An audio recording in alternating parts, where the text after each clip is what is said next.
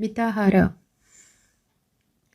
Heavy food leads to tamasic state and induces sleep only. There is a general misapprehension that a large quantity of food is necessary for health and strength. Much depends upon the power of assimilation and absorption. Generally, in the vast majority of cases, most of the food passes away undigested along with feces. Take half stomachful of wholesome food. Fill a quarter with pure water. Leave the rest free. This is Mitahara. Mitahara plays a vital part in keeping up perfect health. Almost all diseases are due to irregularity of meals, overeating, and unwholesome food. Eating all things at all times like a monkey is highly dangerous. Such a man can become a rogi, sick man easily, but he can never become a yogi. Hear the emphatic declaration of Lord Krishna. Success in yoga is not for him who eats too much or too little, not for him who sleeps too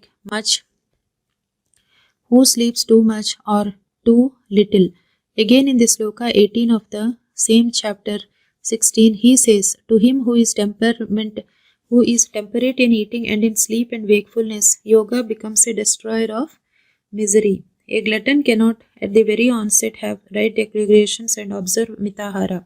He must gradually practice this. First, let him take less quantity twice as usual.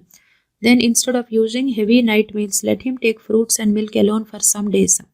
In due course of time, he can completely avoid the night meals and try to take fruits and milk in the daytime. Those who do intense sadhana must take milk alone. It is a perfect food by itself. If necessary, they can take some easily digestible fruits. A glutton, if he all of a sudden takes to fruit or milk diet, will desire at every moment to eat something or other. That is bad. Once again, I reiterate, gradual practice is necessary. Do not fast much. It will produce weakness in you. Occasional fasting once a month or when passion troubles you much will suffice. During fasting, you should not even think of the various articles of food. Constant thinking of the food when you fast cannot bring you the desired result. During fasting, avoid company, live alone, utilize your time in yogic sadhana.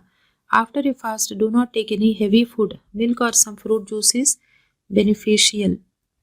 Do not take much fuss about diet. You need not advertise to everyone if you are able to pull on with a particular form of diet. The observance of such niyamas is for your advancement in the spiritual path, and you will not be spiritually benefited by giving publicity to your sadhana. There are many nowadays to make it a profession to earn money and their livelihood by performing some asana pranayama or by having some diet regulations such as eating only raw articles or leaves or roots. They cannot have any spiritual growth. The goal of life is self-realization. Sadhakas should keep the goal always in view and do intense sadhana with the prescribed method.